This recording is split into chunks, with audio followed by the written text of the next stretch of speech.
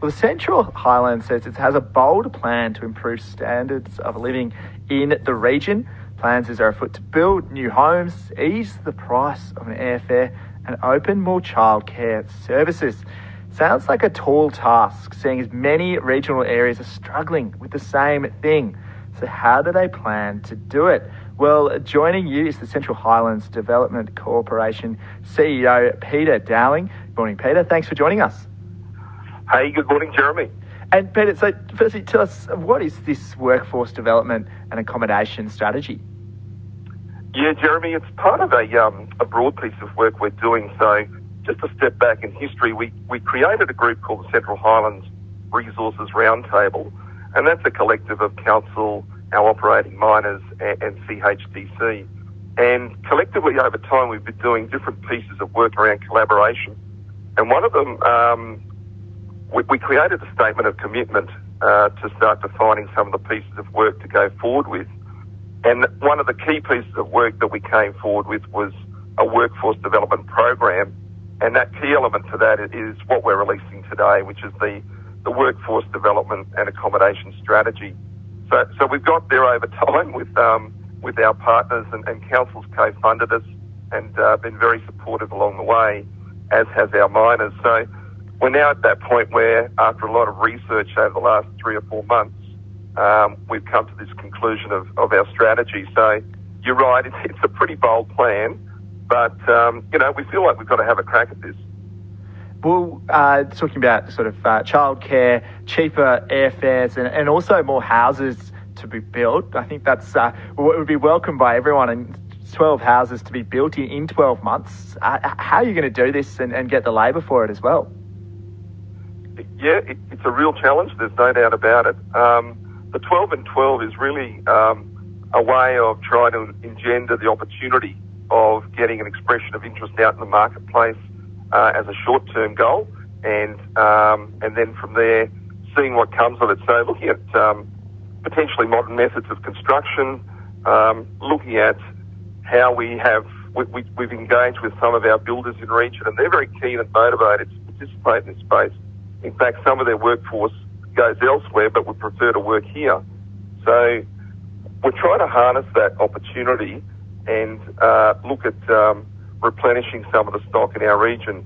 The other things that we're doing, I suppose, in that space are looking at a bit of a property review. So looking at our public and private ownership across the region and seeing whether there's existing stock in region that can be released to the market.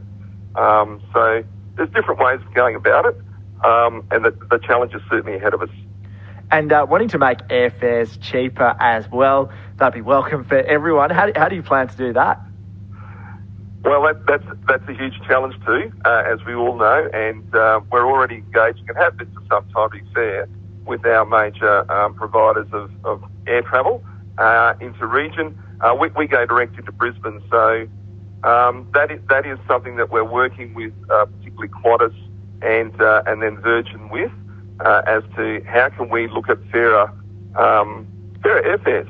So we have a really strong market here. We have a strong non-resident workforce that come in and out of our airport, probably pushing up to 270,000 a year, and a really good schedule.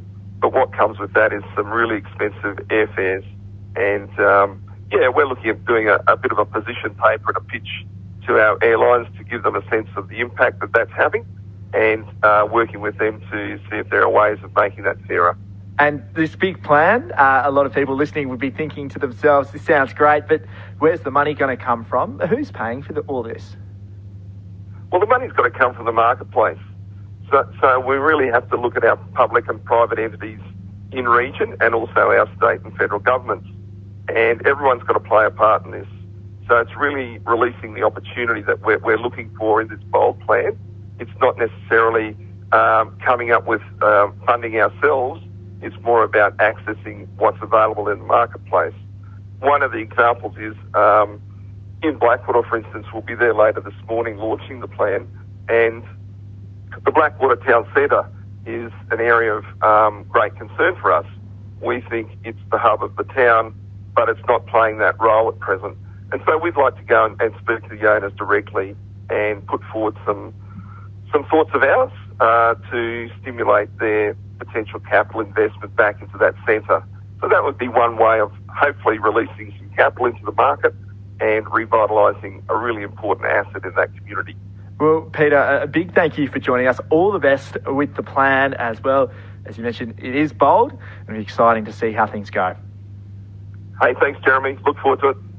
All the best.